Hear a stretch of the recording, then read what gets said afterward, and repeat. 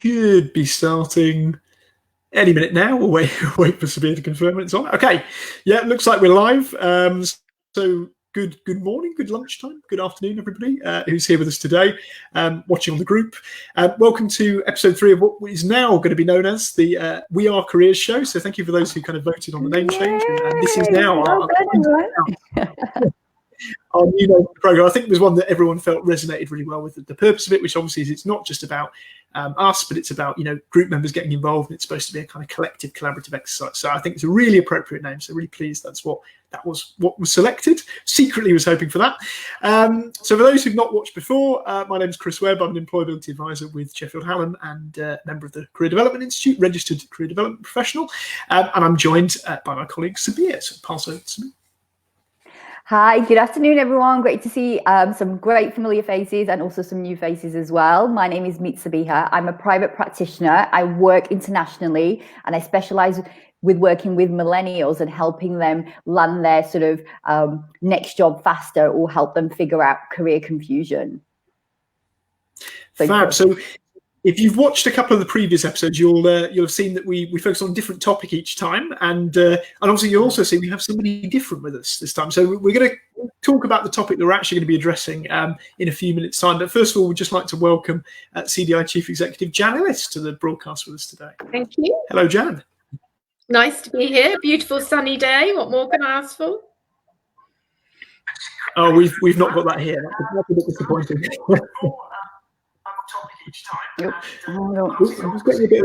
I know, sorry, that's me. It's playing back in the background. This is what happens when you're trying to do when you're multitasking. That's okay. We'll put it on mute. Okay, so welcome everyone. Thanks for joining us today. Before we get started, as always, we'd like to sort of have a look at some good news stories for the week. So, Sabiha, any good news stories you'd like to share with everybody watching today? I do. I actually have a really so I've been following. I don't know, has anyone, and if you have, definitely put it in the group chat right now. Has anyone heard of it? It's a YouTube channel called Invisible People, and it's about an organization. It's a non-profit organization that sort of captures the stories of homelessness people. And I came across them a few months back where I got to hear about a story of a 22-year-old British girl because they capture stories, homelessness stories from across the world, primarily sort of the US and the UK.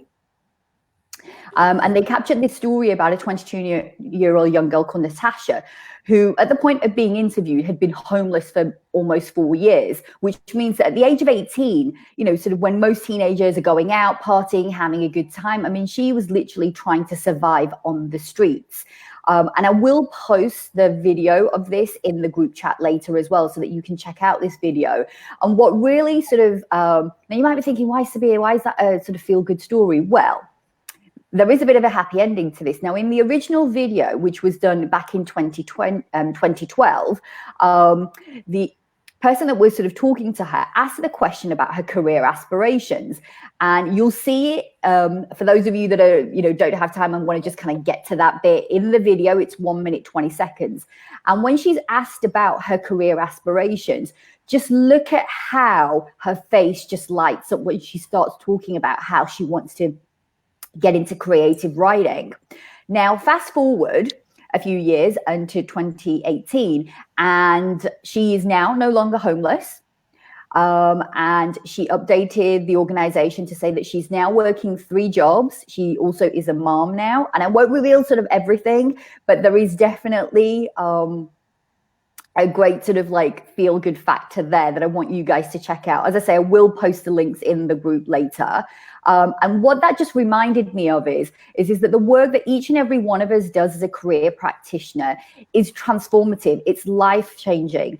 And the fact that the work we do gives people dignity and purpose, and even homeless people dream of having a career. So that's the power of what we do. So that's my feel-good story for this show. Fab, thank you. That's great. Really, really interesting.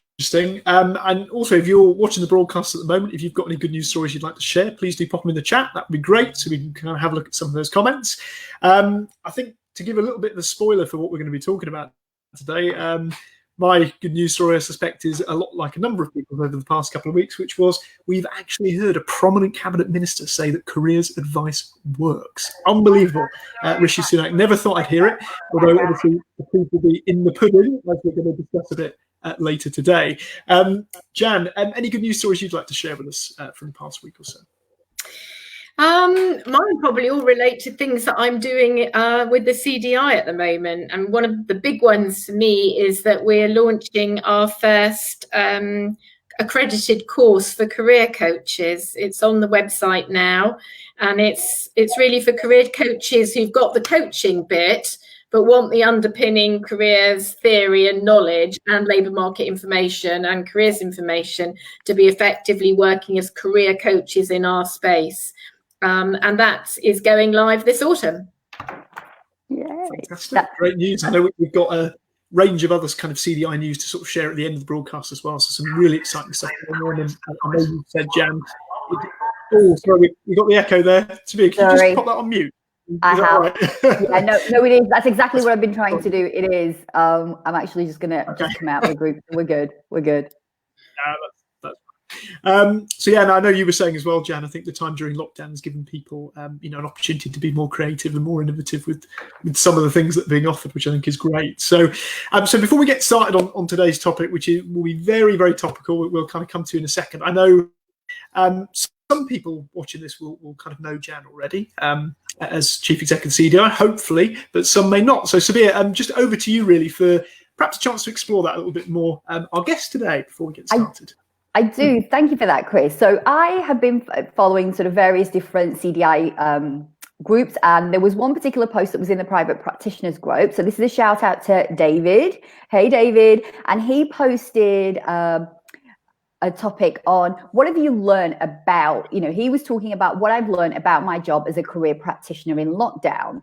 And so I thought it'd be a good thing to sort of kickstart off and get to know Jan a little bit better. And for those members who, I know many of you will have met her at some event or some conference, but there will be certain aspects of Jan that we're going to get to know a little bit deeper as well. So I'd be really interested, and I'm sure the members are as well, Jan, that what have you learned about yourself during lockdown?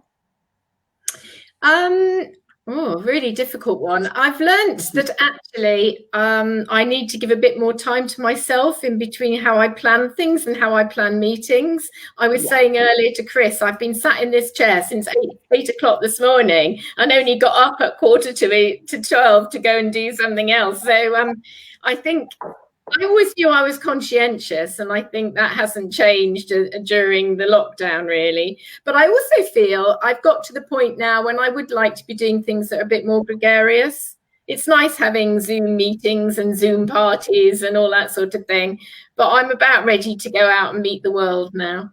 Amazing. You know what, Jan, I can see, and I'm seeing it sort of on the group chat as well, so many people are going to be resonating with that sort of almost like Zoom fatigue. And as you say, you're so diligent and you want to cram in as much as you want to get in. And then you end up, as you say, just sitting in your seat for like 8 hours solid staring at a screen. So yeah, I'm sure many, many people, and I think even, hang on, I'm getting, courses are coming. Caroline was just commenting there to say, Jan, about the news that you've just shared, to say, great to hear a course is coming on track for coaches moving into this sort of work that gives them the theory and qualifications needed to be effective in careers work. So Jan, even though you've been sitting in that hot seat for the last few months in lockdown, it's good to know that the good work is paying off and members are cheering for you for that.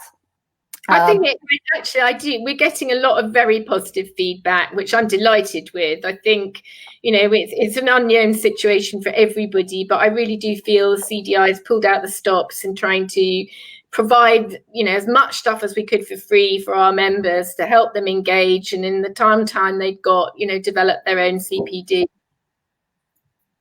And I think the lockdown, actually, because I've spoken to so many, Jan, and you're so right, so many people have had the time, as you say. For some of us, it's just been full steam ahead. But for others, it has been a moment of just reflection. And it's a great time. And I know many, many of our members have taken advantage of a whole host of resources that have been available. you know, on the CDI platform, but also elsewhere as well through many of our other members that have been, you know, creating phenomenal resources.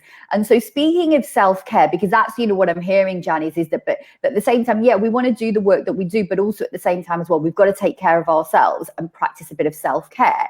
So speaking of self-care, you know, I think music for a lot of us is about relaxation or, you know, getting us energized. So what's your sort of radio station that you listen to most when you're in the car? I'm a hot 80s girl, I'm afraid. All right. Music 80s was, I suppose, my era as a young person before I took on the trappings of work and a home and a family, that sort of thing. So yeah, I'm a hot 80s girl. But the other thing I've tried to do in lockdown is go out every day, make sure I go for a walk or do something to get me out of this chair, because it's quite easy to just stay in and you know, keep going all day. So it did start at 5:30 every day. I said, right, that's it, down tools, I'm going out for an hour. And I actually have tried to keep that up. I haven't been totally good every day, but I have managed to do it most of the time. And I think it's good for me in terms of my own mental health and well-being. And that's really important for everybody to find the way of looking after themselves. 100%, Jan, 100%. I agree with that. And we'd love to hear, members, what kind of self-care or what type of activities have you been doing to take care of your mental and physical well-being? So speaking of music, karaoke, Jan, what's your go-to song for karaoke? Well, I don't think I've got one. I don't think anybody's ever seen me in karaoke, so that's not a really good question. Oh, I think that's a challenge right there, Jan. I think that's a challenge. Next event, I think that when we have the freedom to get together, I think we're going to get Jan on karaoke, singing some 80s ballads, I think, Jan. And then just finally, Jan, just to sort of kind of wrap up, you know, I love this. So our famous political politicians right now, we're going to do marry, kiss, dump. So out of the following three, okay, who would you marry, who would you kiss, and who would you dump? So your options are Donald Trump, Boris Johnson, and Vladimir Putin. Oh my God! What marry? I've got to say, yeah, you've got exactly. You've got to pick one that you're going to marry. You're going to pick one that you're going to kiss, and you're going to pick one that you're going to dump. So who's it going to be? Again? Sorry, Trump, Boris, and Vladimir Putin. Oh God. Should we give you some time, Jan? Come back to this at the end. Oh, yeah, really difficult. Well, I certainly dump Trump. Okay, got it. Oh dear. I suppose I'd have to kiss Boris and marry Putin. I certainly couldn't marry Boris. So it's all coming out now, Jan. It's all coming out now. Okay, so she's going Russian, people. You heard that here first, live on the show. And this is, man, that's what it is. This leads very nicely on to our topic for today. Actually, we've seen a couple of comments in the thread while this has been going on, and someone's mentioned Dump Gove, obviously a man not particularly well liked within the careers community. Carolyn's mentioned Kenji. Absolutely. I mean, but I think actually looking back through the thread, there's a really interesting comment that's come a couple of ones up, which really relates to the topic that we're going to be talking about today. And that's about that idea of kind of new graduates of career post-graduate courses facing unemployment because of COVID. Skills are needed, but there aren't many job vacancies. And this ties in directly with what we're talking about today. So as you'll have seen from the title of the show, we're looking at the plan for jobs. We're looking at Rishi Sunak's recent announcements and perhaps how they tie in and how they fit with affecting us as kind of careers professionals. And that's exactly what Jan's here to do through all of her lobbying activity on behalf of the CDI and on behalf of our membership to talk a little bit about what the reality might be behind some of those announcements. So for those who kind of not read through all the plan for jobs information, we obviously shared a lot of links at the end of the show a fortnight ago, but we had a little bit more that's come through since. So we're going to be sharing some of those articles on the group afterwards, particularly stuff from lots of Tristan Hooley, Tom Buick from the Federation of Awarding Bodies, and a couple of other articles as well. So there's a few in there that we've heard kind of quite positive things about, particularly in terms of the Kickstarter initiative. So the idea of sort of 6-month job opportunities for young people, the £1,000 traineeship offer. We've heard about £750 for T-level placements next academic year. We've heard about more money for apprenticeship positions, the coronavirus job retention scheme, and of course the big sort of highlight one from the career sector perspective was the 32 million that was talked about for the National Careers Service. So those are kind of the highlight sort of headlines that we've heard, and I guess the sort of the political statements that have come out. But I suppose today what we're going to be doing is try and dissect that a little bit and see what perhaps the reality is behind that. So Jan, just coming to kind of really, I suppose, our first point, and one thing I think we ought to mention as well is any group members listening, if you've got additional follow-up questions on the back of this, please do put them in the chat, and we'll engage with them from there. But I guess the headlines we've seen have been careers advice works, 32 million for the NCS, and it's been celebrated widely in a number of sort of spheres within the kind of career sector.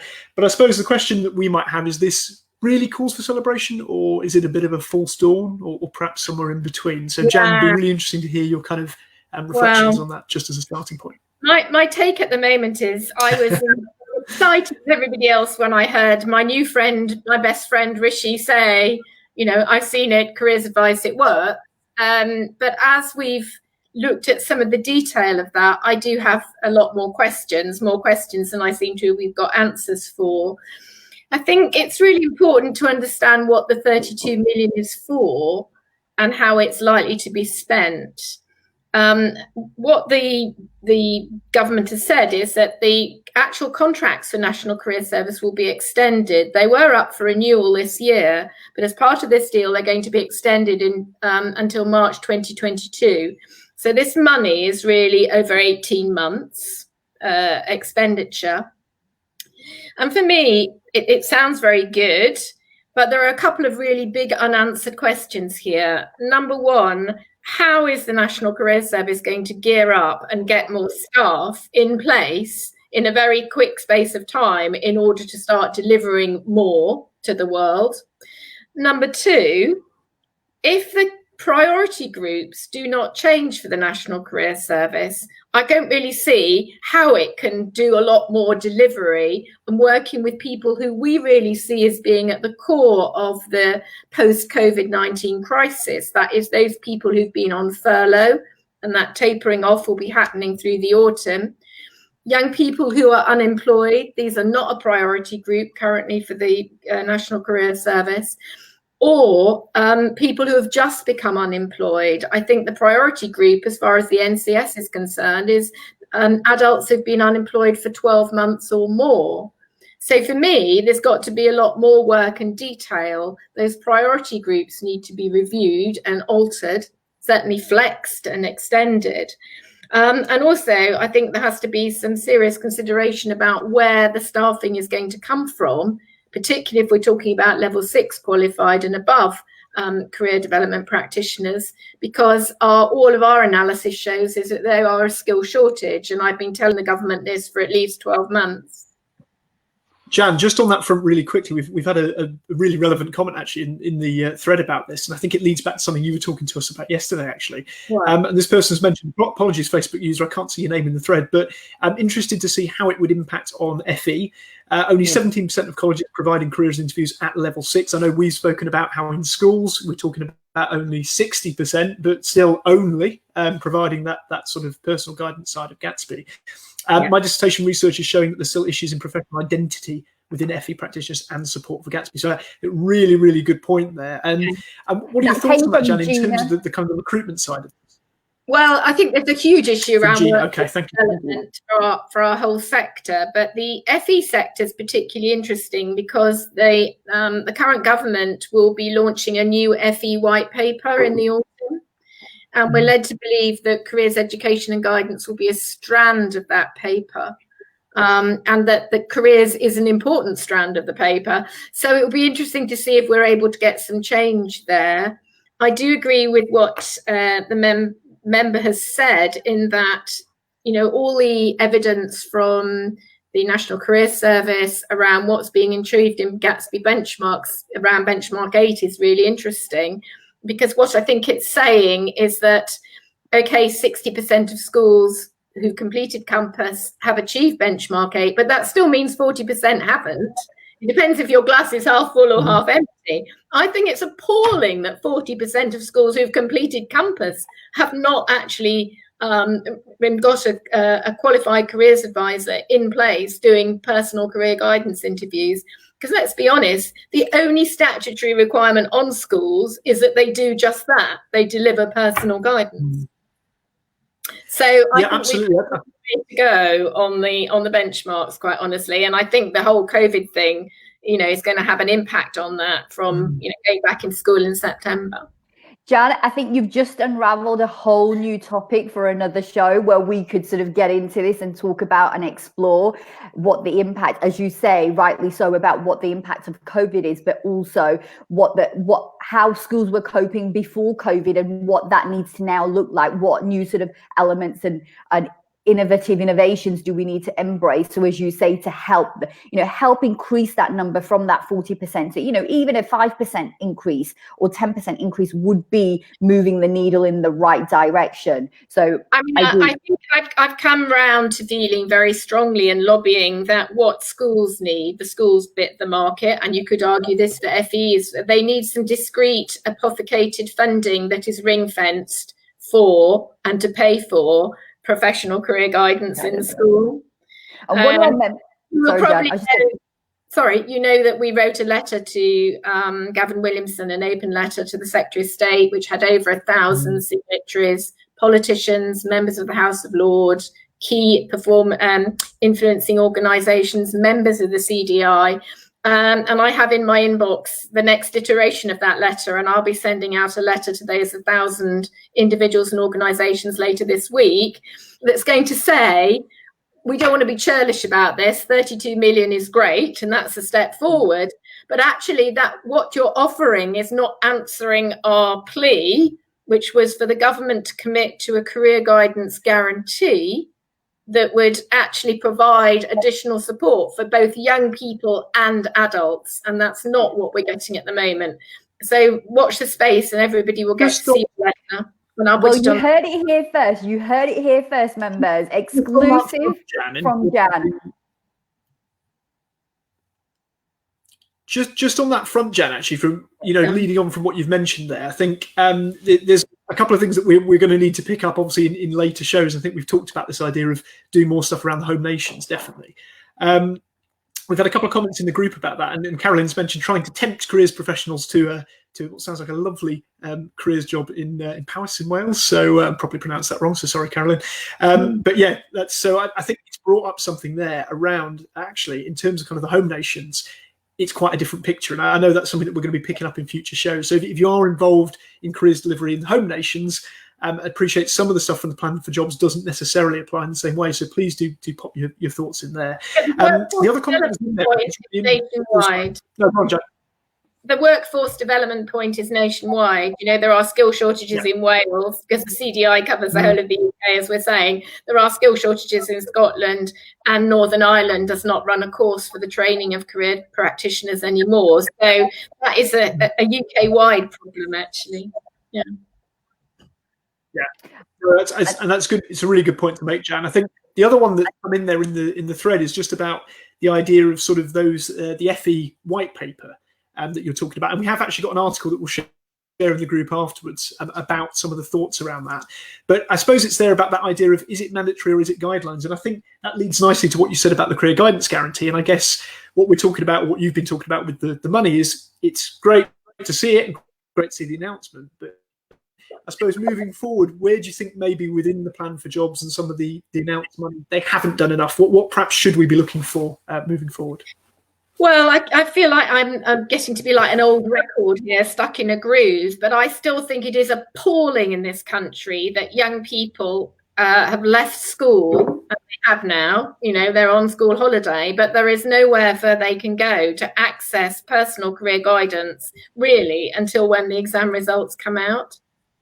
Because schools are closed. And in this country, we've opted for a school-based career guidance service for young people and a national career service for adults, and the two just don't link up.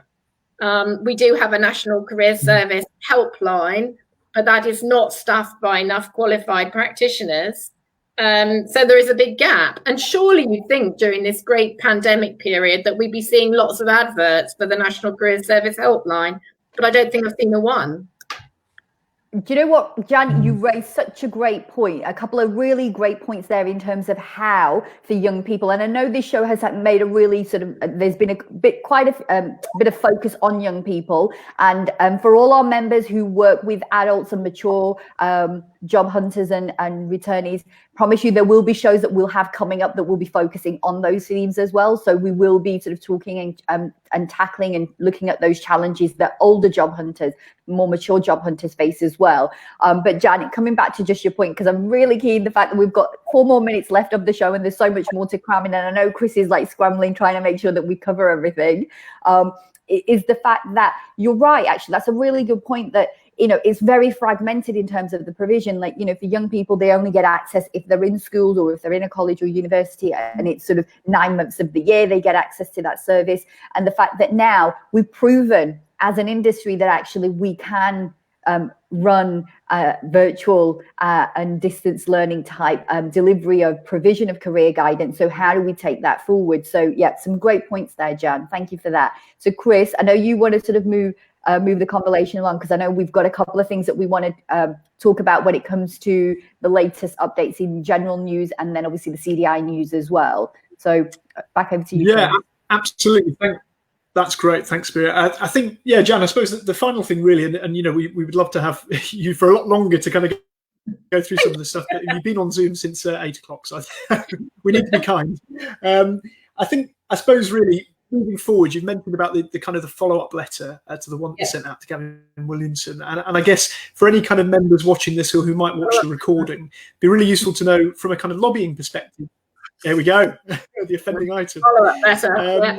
What would kind of be, I guess, your call to action, I suppose, for the next steps for anyone watching this or watching the recording, in terms of kind of moving forward, the dialogue on this publicly on social media? What can we do as practitioners to help move that forward?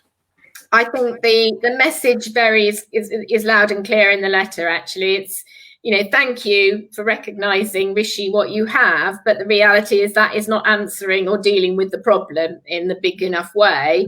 And what we would like to see is more adults being supported with access to career guidance as soon as they're unemployed and falling off furlough. We want resources to support young people who are unemployed and NEET. We want to see schools investing in greater provision for personal career guidance for young people. Do you know less than 7% of schools have actually achieved all the Gatsby benchmarks? Yeah. Which was meant to be achieved in 2 years, according to the DfE. So we do need greater investment. We know that money is a big problem in schools. The graduate problem that was mentioned earlier, really, really aware of that. Where do new recent graduates go for help and support? Universities will do their best, but they're not funded to deal with the volume of new graduates who might be coming back to them seeking career support when they're going to be dealing with the next lot coming through. And lastly, big question around the Kickstart program. For me, that will only work and really work well if there's career guidance at the front end before young people start those traineeships, and potential for career guidance at the other end if they finish and don't get offered a job from their employer. And I can't see that built into the programme at all yet. So those are the 5 things really lobbying for at the moment. And I think once members have read the letter, the message is, please take this to your local MP. Lobby hard locally, and if you get some traction and you want me to get involved, then please do contact me, pass it over to me.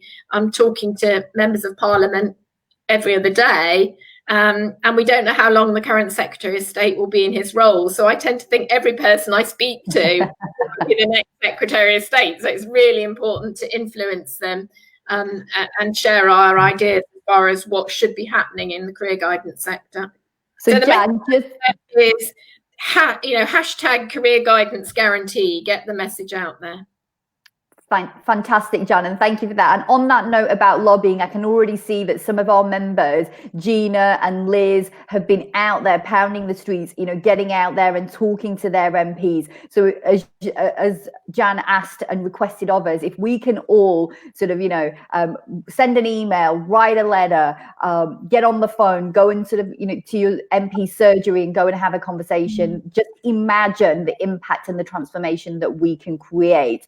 So Jan, I want to say a big thank you on behalf of myself and Chris for coming on the show today. We really appreciate it. I know that the members have really enjoyed having you on the show here today as well. We've learned more about Jan today, about who she would marry if given the choice out of our political leaders than we've ever done before.